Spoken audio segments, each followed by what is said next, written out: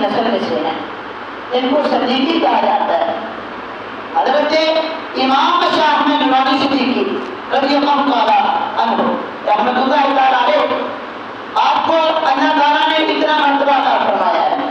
جب ذوالفقار علی بھٹو کے سامنے آپ نے اس بات کو رکھا کہ اسمبلی میں قادیانیوں کو کافر قرار دیا جائے، آپ نے اپنا مسلمانوں کا جو دعویٰ تھا اس کے سامنے رکھا، تو وہ کہنے لگا اس بات کو آپ رہنے دیں، اسمبلی تک نہ لے جائیں، آپ نے ختم نبوت بیان کر دیا تو مدرسہ میں کریں، مسجد میں کریں۔ آج تو مسجد میں بھی بیان کرے تو کچھ لوگوں کو تکلیف ہوتی ہے۔ بعض ایسی جگہ کہ جہاں ختم نبوت کا نعرہ لگے لوگوں کو اندر سے غرور اٹھتا ہے یہ کیوں ہو رہا ہے، لیکن یہ یاد رکھے ختم نبوت ایمان کا حصہ ہے، ہر مسلمان کی جان ہے، ہر مسلمان کی پہچان ہے، مسلمان کے ایمان کی بنیاد ہے۔ جب تک ختم نبوت کا جو عقیدہ ہے وہ مسلمان کے ایمان میں شامل نہ ہو، مسلمان بندہ مومن نہیں ہو سکتا، مومن مسلمان نہیں ہو سکتا۔ جب تک عقیدہ ختم نبوت کو اپنے سینے میں رکھے نا، اس وقت تک کوئی بندہ مسلمان نہیں ہو سکتا۔ حتیٰ کہ علماء اہل سنت بلکہ پوری امت کا اس بات پر اتفاق ہے کہ جو ختم نبوت کے منکر کے کفر میں شک کرے وہ بھی بندہ کافر ہو جاتا ہے۔ تو ذوالفقار علی بھٹو کہنے لگا کہ آپ اس مسئلے کو اسمبلی میں نہ لے جائیں، مسجد میں رکھیں، مدرسہ میں رکھیں۔ اگر اسمبلی میں آئے گا تو پھر یہ یہاں اسمبلی میں انٹرنیشنل لیول پر لوگ بیٹھتے ہیں تو یہ تو ماحول خراب ہوگا، یہاں کافر بھی ہوتے ہیں، مسلمان بھی ہوتے ہیں، عیسائی بھی ہوتے ہیں، پھر تو وہ جو بھی ممالک ہے وہ علیحدہ ہے۔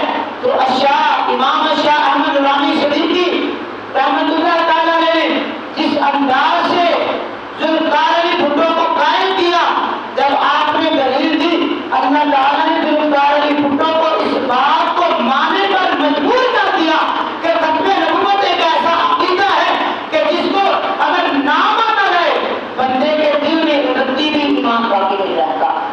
حضرت امام شاہ احمد نورانی صدیقی رحمۃ اللہ تعالیٰ علیہ آپ فرمانے لگے، بڑے آسان انداز سے آپ نے ذوالفقار علی بھٹو کو قائل کیا، آپ فرمانے لگے مجھے یہ بتاؤ، تم وزیر اعظم ہو، تجھے عوام نے چنا ہے، اور ہم جس نبی کے نبوت کا نعرہ لگا رہے ہیں ان کو رب رحمان نے چنا ہے۔ فرمایا تمہاری کرسی زمین پر ہے، ہم جس نبی کا کلمہ پڑھتے ہیں اس کی کرسی عرش کریم پر ہے۔ مجھے یہ بتاؤ تم وزیر اعظم ہو اس عوام کے چنے ہوئے، اگر کوئی بندہ اسلام آباد میں اپنی کرسی لگا کر یہ بیٹھ جائے، یہ کہے میں بھی وزیر اعظم ہوں، تو تم کیا کہو گے؟ تو ذوالفقار علی بھٹو کہنے لگے میں تو کہوں گا یہ یا تو پاگل ہے یا یہ غدار ہے، یا تو یہ پاگل ہے یا یہ غدار ہے کہ جب مجھے عوام نے منتخب کیا ہے وزیر اعظم تو یہ کون ہوتا ہے ملک کے ساتھ غداری کرنے والا؟ تو امام شاہ احمد نورانی صدیقی رحمۃ اللہ تعالیٰ نے فرمانے لگے اسی بات کو تو ہم چاہتے ہیں کہ جس طرح تم نے اپنے عہدے کو بچانے کے لیے یہ فرمایا، یہ کہا تم نے کہ اگر میرے مقابلے میں کوئی بندہ اسلام آباد میں یہ دعویٰ کرے میں وزیر اعظم ہوں، تم کہتے ہو یا تو وہ غدار ہے یا پاگل ہے جو یہ بات کہہ رہا ہے، حتیٰ کہ میں عوام کا منتخب ہوں۔ تو ہم نے کہا تمہیں عوام نے منتخب کیا ہے، تم یہ بات برداشت نہیں کرتے کہ میرے مقابلے میں کوئی وزیر اعظم ہو۔ تو امام شاہ احمد نورانی صدیقی فرمانے لگے یہی بات تو ہم کہتے ہیں کہ میرے نبی کی شان وہ شان ہے کہ جس کو رب کائنات نے ختم نبوت کا تاج پہنایا ہے۔ اگر ان کے بعد کوئی نبوت کا دعویٰ کرے بتا ہم کیسے برداشت کریں گے؟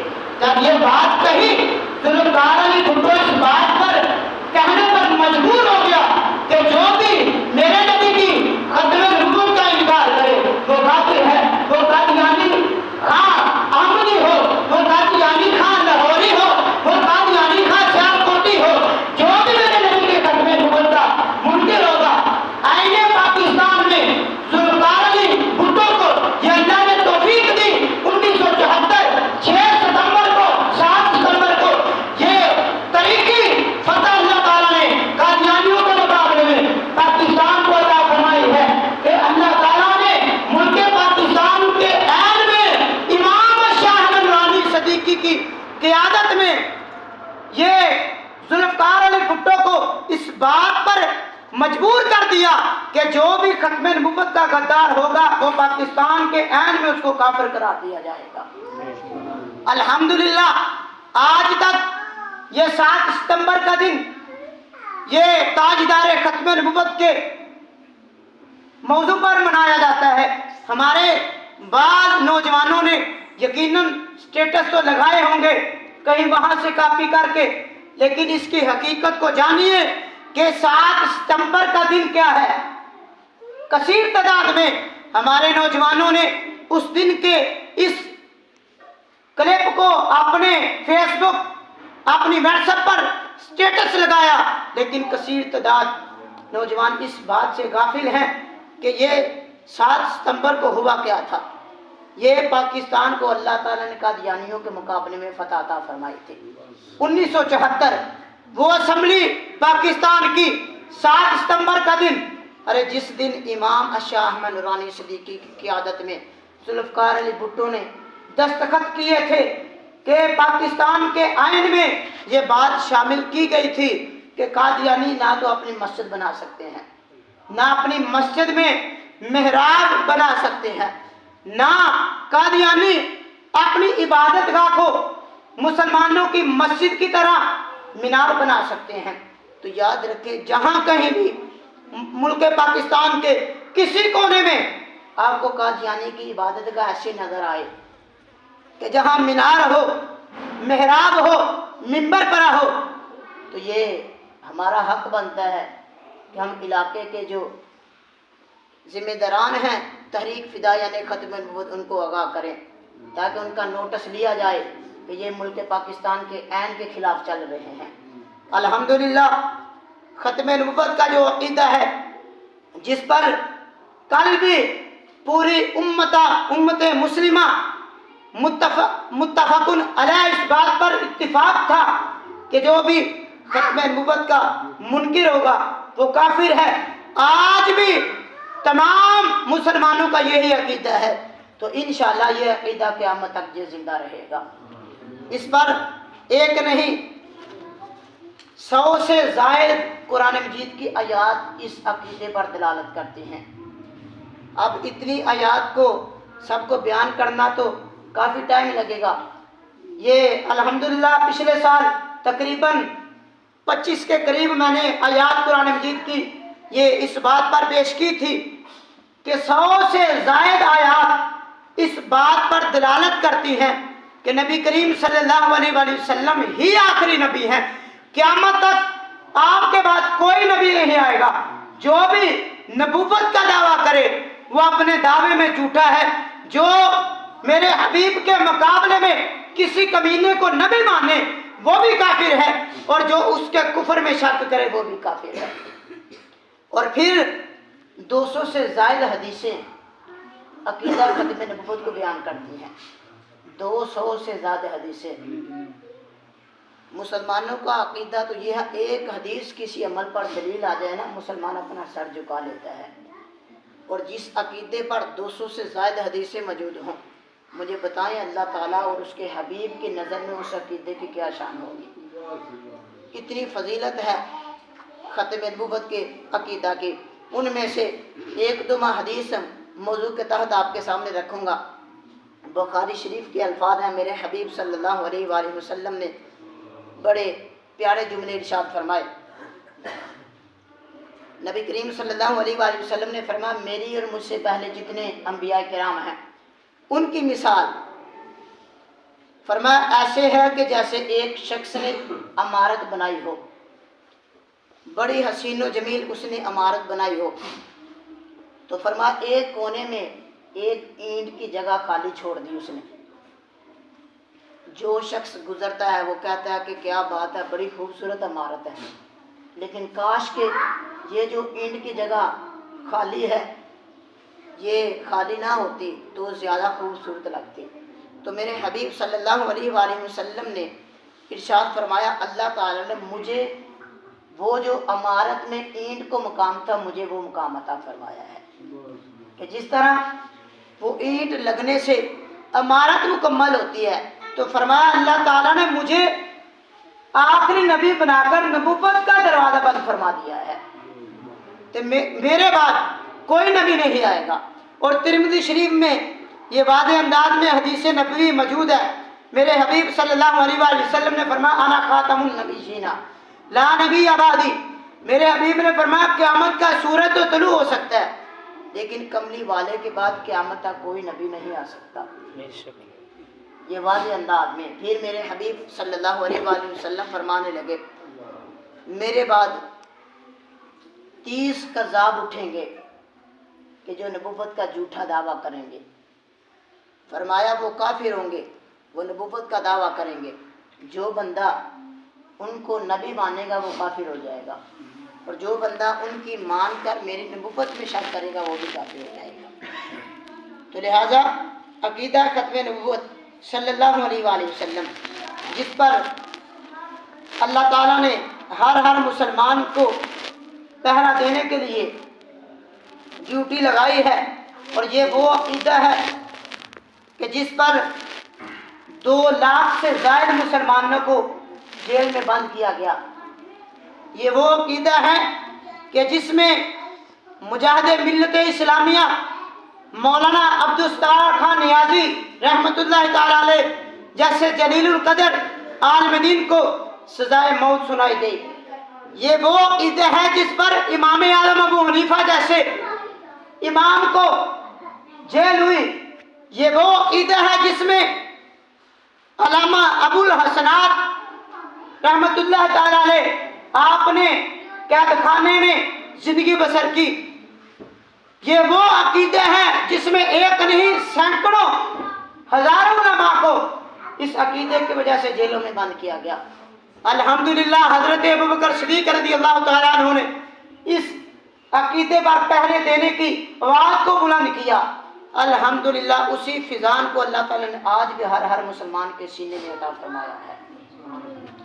تو یہ عقیدہ 1400 سال سے ختم نبوت کا چلا آ رہا ہے، جس پر ہر مسلمان کی جان ہے، ہر مسلمان کی اس عقیدے پر پہچان ہے، ہر مسلمان کے ایمان کا حصہ ہے عقیدہ ختم نبوت۔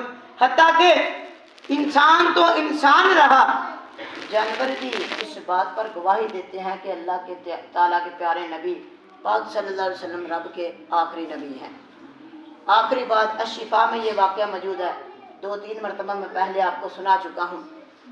ایک بندہ شکاری، اس نے گو کا شکار کیا اور میرے حبیب صلی اللہ علیہ وآلہ وسلم کے سامنے لا کر گو کو پھینک دیا، رکھا تو عرض کرنے لگا اگر یہ گو کہے آپ کی شان بیان کرے تو میں کلمہ پڑھ کر مسلمان ہو جاؤں گا۔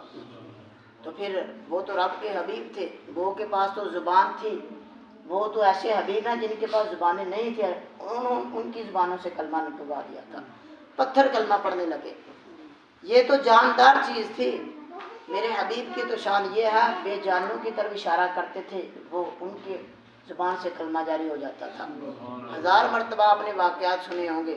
ایک کافر آیا، عرض کرنے لگا کہ اگر آپ نبی ہیں تو وہ جو فلاں درخت ہے اس کو حکم فرمائیں کہ وہ پانی کے اوپر سے چل کر آئے پھر اپنی واپس جگہ پر چلا جائے، اگر یہ وہ کام کرے میں کلمہ پڑھوں گا، مسلمان ہو جاؤں گا۔ میرے حبیب صلی اللہ علیہ وآلہ وسلم نے فرمایا تم کہو جا کر اس کو کہو کہ رب کے حبیب بلا رہے ہیں۔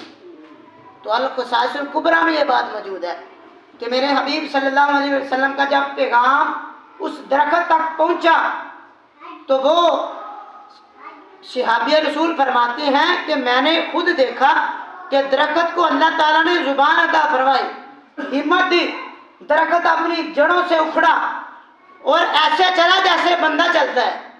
میرے حبیب کے سامنے آ کر ادب سے جھک گیا، السلام علیکم یا رسول اللہ کا نعرہ لگایا، پھر اپنی واپس جگہ پر چلا گیا۔ میرے حبیب کی تو شان یہ ہے کہ بے زبان چیزیں کلمہ پڑھتی ہیں، اور پھر جس میں زبان ہو، اس نے کہا یہ گو ہے، اگر یہ آپ کی تعریف کرے تو میں کلمہ پڑھ کے مسلمان ہو جاؤں گا۔ تو میرے حبیب صلی اللہ علیہ وآلہ وسلم نے اشارہ فرمایا تو گو نے جو جملے بیان کیے اس کے آخری الفاظ یہ تھے کہ یا رب العالمین یا خاتم النبیین، یا رسول العالمین، اے رب کے پیارے رسول قرآن نبوت کو ختم کرنے والے، کہ یعنی جانوروں کا بھی یہی عقیدہ تھا کہ ایسے یہ پیارے حبیب آخری نبی ہیں، ان کے بعد قیامت تک کوئی نبی نہیں آئے گا۔ اسی لیے تو میرے حبیب صلی اللہ علیہ وآلہ وسلم نے فرمایا العلماء ورثۃ الانبیاء، میرے بعد میری وراثت کے حقدار علماء ہیں، میرے بعد نبی تو کوئی نہیں آئے گا۔ لیکن صحابہ نے عرض کی امت پھر کیسے چلے گی؟ تو میرے حبیب صلی اللہ علیہ وسلم نے فرمایا جو اللہ تعالیٰ مقام انبیاء کو عطا فرماتا تھا، یعنی جو انبیاء کا طریقہ تھا اللہ تعالیٰ وہی طریقہ، وہی جو ایک طرز عمل ہے وہ اللہ تعالیٰ علماء کو عطا فرمائے گا۔ جس بات کی تبلیغ انبیاء کرتے تھے وہی تبلیغ اللہ تعالیٰ میری امت کے علماء میں پیدا فرمائے گا۔ اللہ کی پاک بارگاہ سے دعا ہے اللہ تعالیٰ مجھے اور آپ سب کو عمل کی توفیق عطا فرمائے۔ وما توفیقی الا باللہ۔